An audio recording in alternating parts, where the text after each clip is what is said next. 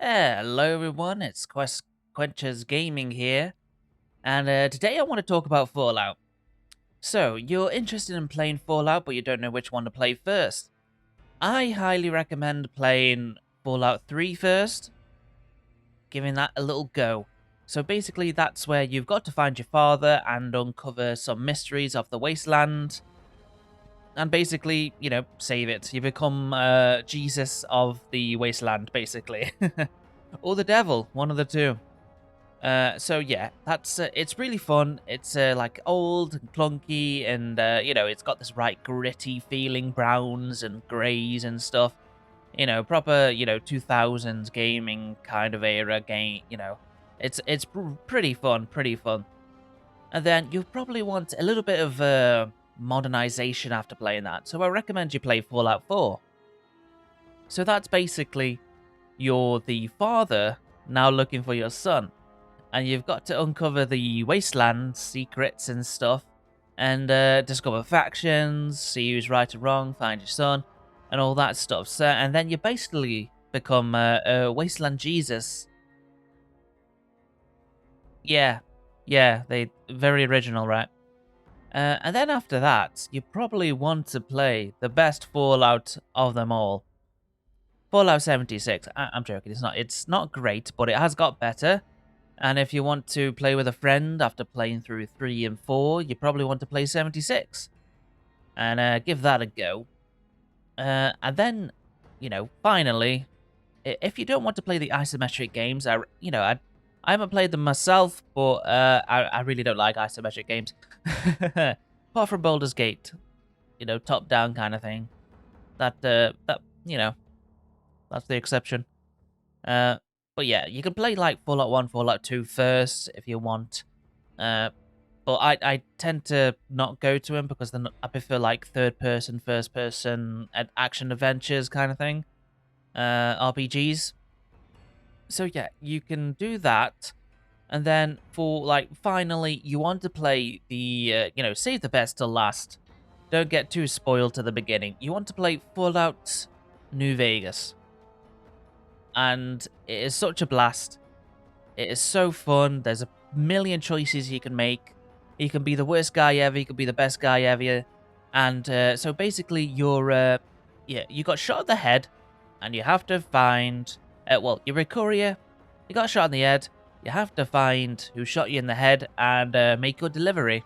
So an angry postman, basically, and it is so taken away from like Fallout 3, Fallout 4, and Fallout 1 and 2. It's very unique, and I highly recommend it because the uniqueness, the environments, the desert, the survival difficulty. It's really fun. It's very interesting. I love the lore. I love like the wacky stuff that happens. I love the DLCs. It's such an incredible game. And yeah, it will take. There's a few mods you've got to install in order to get it working. Same with Fallout 3. Or the best way to probably play it would be on console, as it's kind of created for that. I'm not too sure if the next gen, not next gen, if it's like backward compatible, okay with the Xbox Series X or whatever. But I played it on like the Xbox 360, and I played way too long on them consoles. And it was really fun. I really enjoyed it, and I do recommend doing it in that order, just to get a feel for everything. Get like the first Fallout 3 by Bethesda, and then check out Fallout 4, then 76, and you're like, bloody hell, this is terrible. Sorry, I really, a lot of people put effort into that. I really shouldn't be pooping on it, but when it first came out, it just leaves a bad taste in your mouth for probably forever. You know, uh, that's why you've always got to launch really well, or you just have this bad taste in your mouth about the game for its entire life cycle. And people don't tend to give it a second chance. So yeah, and then so after 76, play Fallout New Vegas, and you'll be really happy with it. You'll have a lot of choices, a lot of fun and stuff. Because it is really fun. There's a lot of choices. It feels very open and very freeing. Especially like just the quests. It's great, and there's new factions, and it's like a breath of fresh air from like Fallout 3, all their factions, then Fallout 4 and all their factions, then Fallout 76 and all their factions, and then you got New Vegas, and you're like, oh, this is different from everyone else. This is really cool, and it's set at like you know, in in Las Vegas, which is pretty cool. So there's definitely like Las Vegas themes, which is pretty cool. I really think that's probably the best way to play him, and have a little fun. If you are playing on PC, I do recommend doing a little research into modding Fallout 3 and Fallout New Vegas, just to make sure it's stable enough. Make sure you've got like the unofficial patches and stuff like that. I think it's been updated where you don't need like or you can purchase them on like GOG.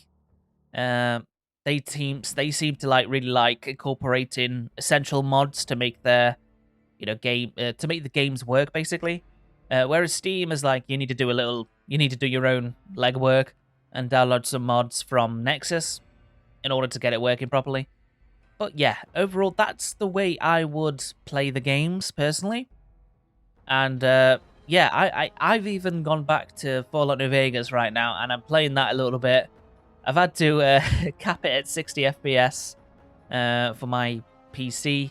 As I was running, when I first loaded it up, everything was super fast. And I was like running like 100 miles an hour.